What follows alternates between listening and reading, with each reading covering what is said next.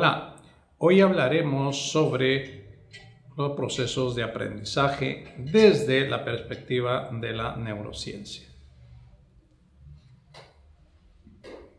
Para poder entender los procesos de aprendizaje, vamos a tener que separar en tres líneas diferentes la forma de poder entender debido al histórico científico principalmente. Vamos a hablar de una primera línea del entendimiento cognitivo. El entendimiento cognitivo implica que los procesos de aprendizaje invitan a una serie de circuitos, principalmente de las redes neurales, que participan dentro de lo que nosotros llamamos mapas mentales o estrategias de respuesta. La segunda línea que vamos a desarrollar es referido a la parte comportamental. La parte comportamental nos habla de que para los procesos de aprendizaje es muy importante no solamente el individuo en sí, sino el medio ambiente y cómo el individuo responde frente al medio ambiente. Entonces, el proceso comportamental va a ser fundamental para que pueda entenderse desde la perspectiva de la experiencia. Cambia uno de comportamiento cuando pasa por una experiencia. Y esa experiencia prácticamente va a modificar las respuestas comportamentales posteriores frente a estímulos usuales. El tercer aspecto que vamos a tocar se refiere principalmente a la rama neurológica, donde hemos visto que los procesos comportamentales conllevan a la modificación de redes neurales. Quiere decir que el concepto de neuroplasticidad es un concepto que se tiene que tomar en cuenta en los procesos de aprendizaje, así como en los procesos de memoria. Bien, para Stephen Clay, uno de los miembros académicos e importantes de los procesos de aprendizaje, presenta al proceso de aprendizaje como un cambio comportamental luego de una experiencia. Y lo presenta con una serie de ejemplos, como es el caso de la investigación básica en animales de laboratorio. Los famosos estudios en laberintos y la presencia de objetivos propios de los laberintos han sido parte fundamental de la propuesta de Stephen Clay.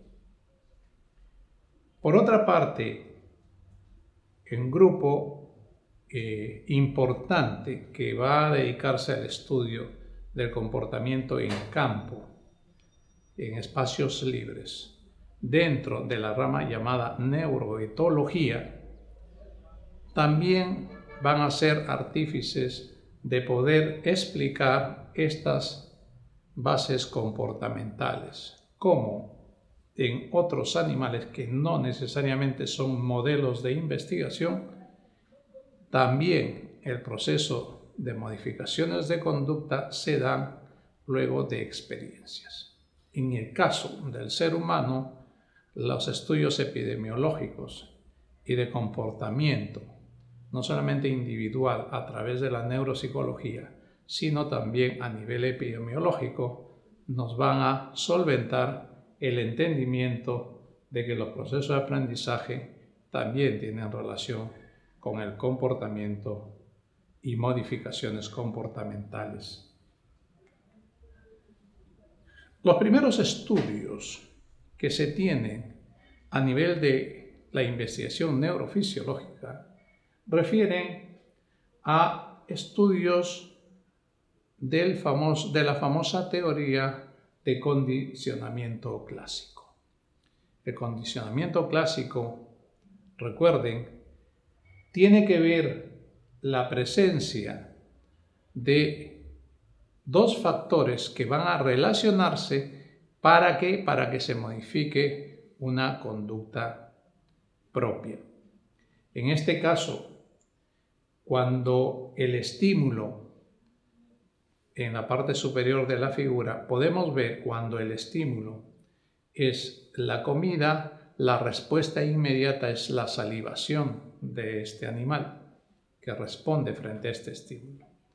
Pero si a este estímulo con el tiempo usted le acompaña un sonido como el de una campana, después de aprender a relacionar en un primer momento y segundo, a entender que un sonido va a preceder a la presencia de la comida, uno comienza a ver que la respuesta de la salivación se va a dar tan solo con la presencia del sonido.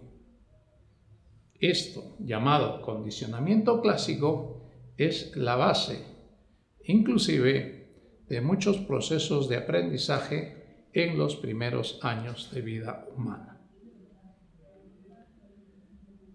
El aprendizaje operante viene a ser ya un factor que va a desarrollarse y va a ser más evolucionado en el sentido del condicionamiento clásico. ¿Por qué? Porque a través de operadores nosotros vamos a hacer que se lleguen a objetivos.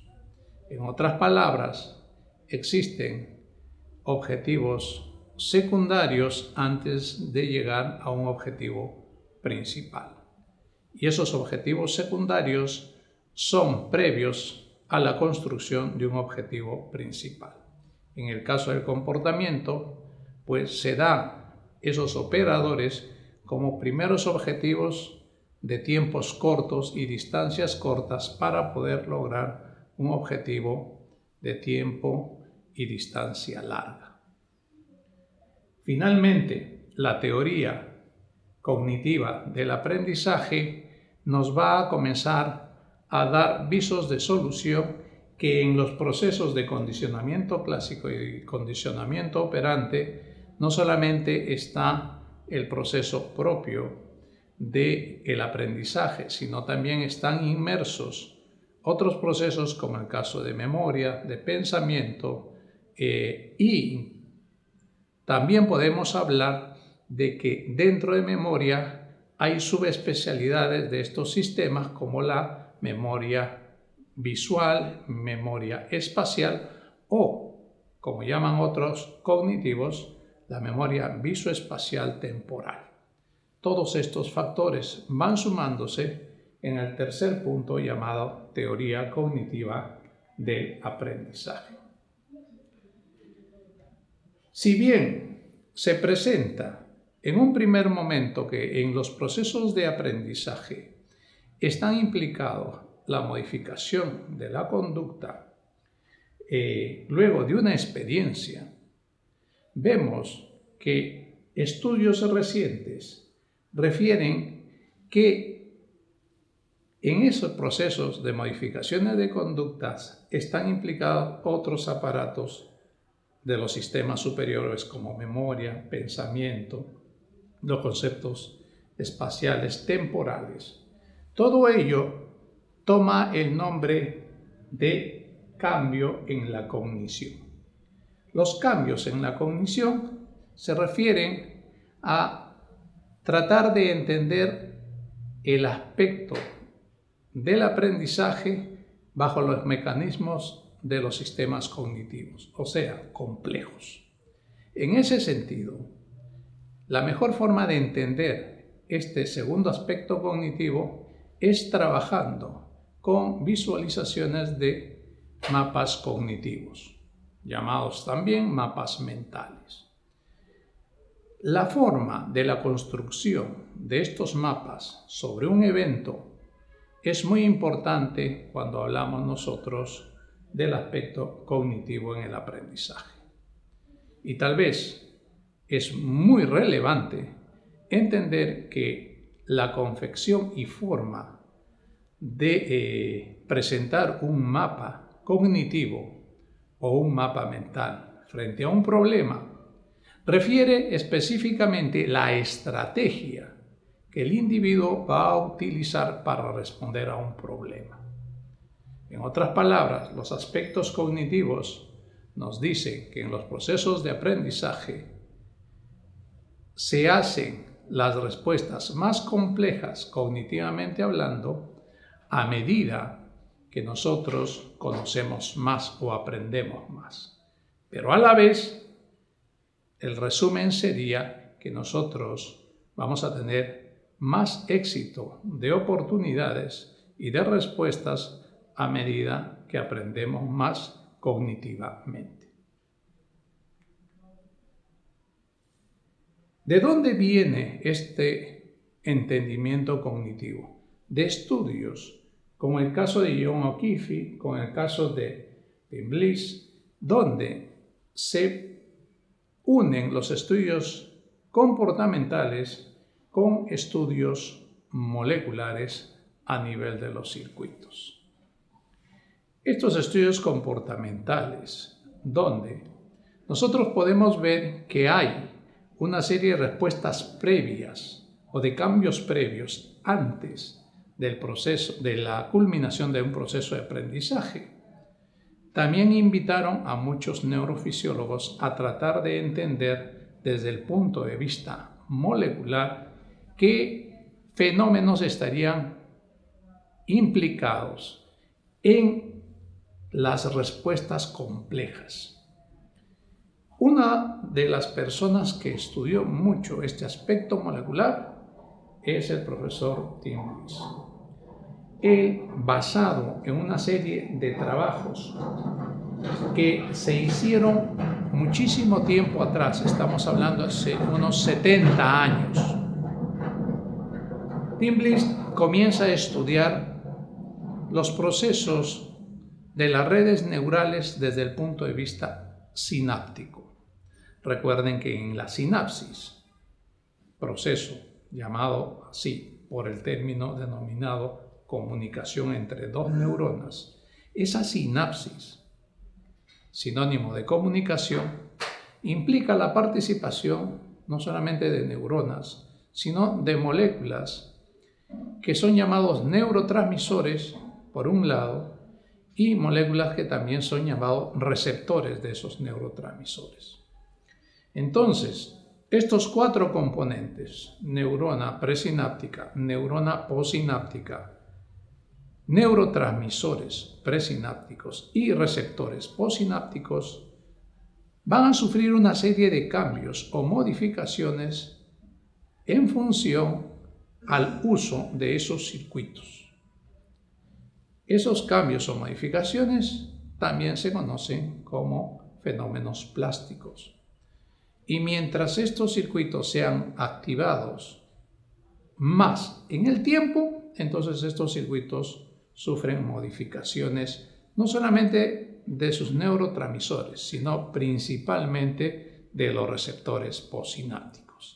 Esto nos invita a pensar lo siguiente.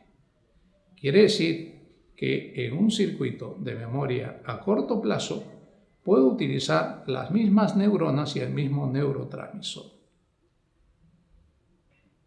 Para un circuito de largo plazo utilizaremos los mismos actores, las mismas neuronas y el mismo neurotransmisor, pero los receptores postsinápticos son los que van a modificar, porque los receptores son familia de proteínas que van a responder ante un neurotransmisor.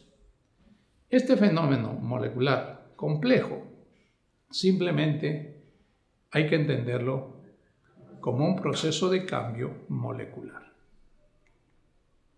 Por eso, ahora ya podemos entender que los procesos de aprendizaje también son procesos de cambio de las redes neurales.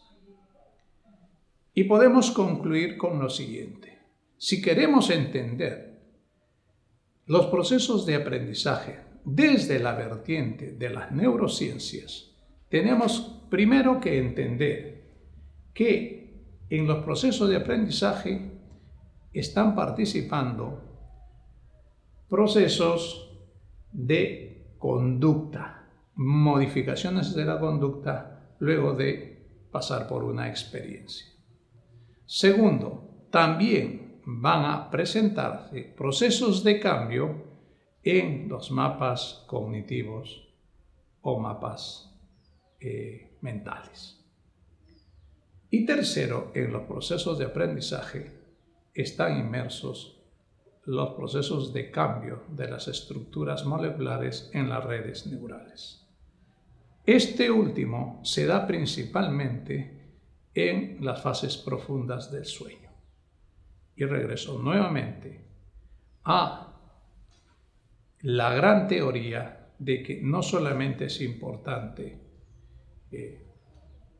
tomar atención e ir a la universidad o al aula de clase a aprender. También es importante en casa saber dormir, porque durante el sueño se da la consolidación de la memoria a largo plazo, por ende la consolidación de los procesos de aprendizaje.